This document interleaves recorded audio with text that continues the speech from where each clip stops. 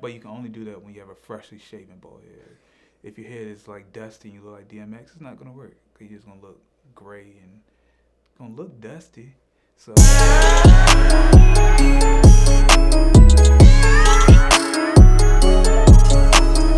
So I know on YouTube, most creators out there are usually talking about how to create cinematic visuals or create dynamic sequences using creative B-roll, or just doing the most insane social media content ever.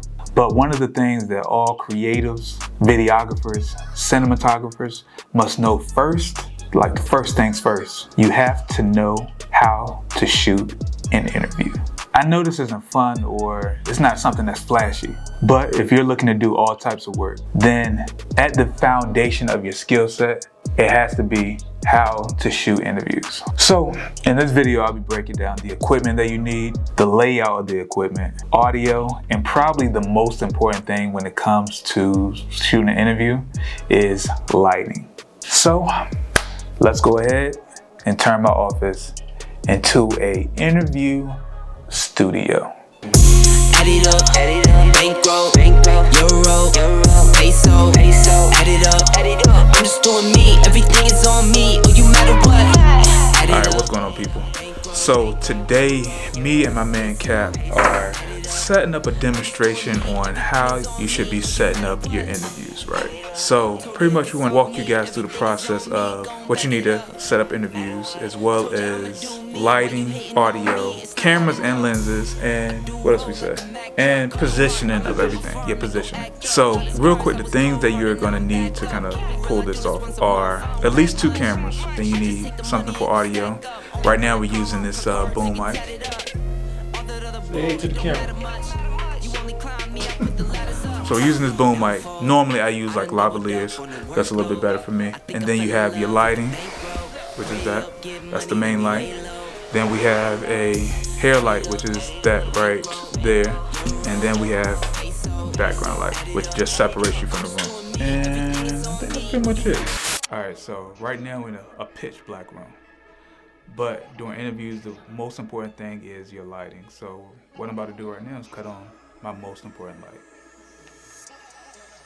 And so now you can see that this light is hitting me just perfectly. It's pretty much lighting me all the way up right now. And so you need a light source like this that can actually, bring you all the way to life.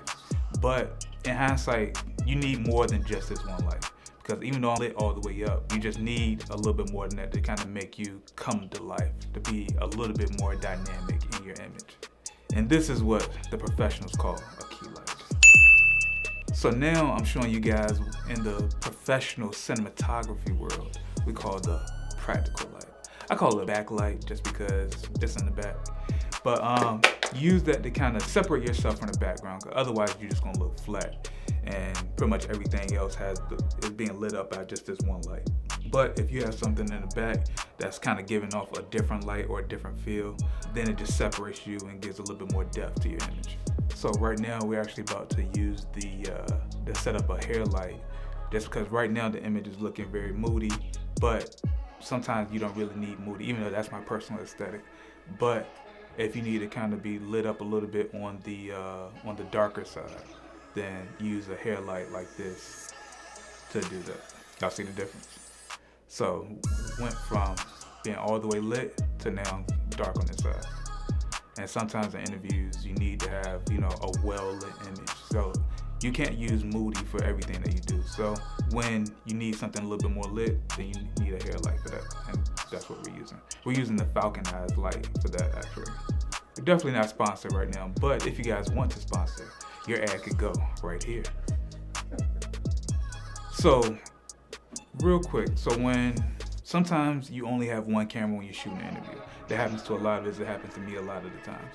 So with that, the best way to do it is have it set up as a wide shot.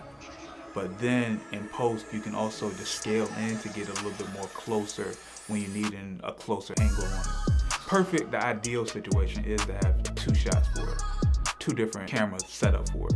But if you can't do it, then just set up your one camera as a wide shot and be able to zoom in for a closer shot. With that, you might gotta go into 4K just so when you zoom in, it's still a crispy angle or crispy image. But yeah, if you have one camera, then do it as a wide shot, set it to 4K, and then in post, just crop it in or scale it in for a close-up shot. Another thing, before we turn off cameras, I just wanna let you guys know that when you're doing an interview, most people will tell you that, the person needs to look directly into the camera, which I personally don't believe that, because it's kind of hard to kind of talk passionately about something looking directly into a camera. So it always helps for whoever's asking the questions, be sitting off to the side so somebody can look directly at them instead of looking into a camera. So that way the image isn't them looking directly into the camera, which I'm doing right now, but it's looking off to the side. Another word of wisdom is for whoever is asking the questions, make sure that person is at eye level of the camera. Pretty much the setup should be light, person, cameras, LPC. So lights, person, camera. And so, like I said before, I want to make sure that the individual is sitting at eye level of the camera. So that way, when you're looking at them, you're not looking up, which if I'm looking at you right now, I'm looking kind of crazy in the camera, or I'm looking down. Yeah, and it's taking away your eye. So you want to have your head up so that the light is hitting your eye and, really lighten up your face. Because otherwise, if you're down like this, you don't see it. If you up like this, you just look retarded. So yeah, make sure you're at eye level with the person that you're talking to. Before I wrap this video up, there's something that I forgot to mention when I first originally shot this particular video. And that is how to set up your camera. The one thing that I'll suggest when it comes to shooting your interviews is you want to make sure that you shoot your interviews in 24 frames per second. Also, when it comes to cameras, if you're using a 2-camera setup, you want to make sure that the front angle is a wide angle. So you can use a 16 to 35 frame so you can get as wide as possible. That side shot, you want to make sure that's pretty tight. So I usually use a macro lens, and for me, I usually use a 50mm lens. But that is it. That is all you need to know when it comes to shooting interviews. This was a fairly quick video because pretty much everything I mentioned has pretty much been covered in dozens and tons of videos that's out on YouTube right now. I just really want to give you my perspective on the best way of kind of going about doing it, since that is really a lot of what I do. So if this is your first time watching one of these videos and you like what you saw, please consider subscribing. And if you're somebody who's been on this YouTube journey with me for, however long, I just want to say I definitely appreciate it, and just continue to stay with me on this ride. I'm actually planning on doing a lot of dope stuff in the near future. Actually, now I'm setting up. So stay tuned with me, stay with me on this journey, because it's going to be worth it. So that's it for me today. So you guys stay safe, stay on the free, but keep creating, keep shooting, and you guys have a good one.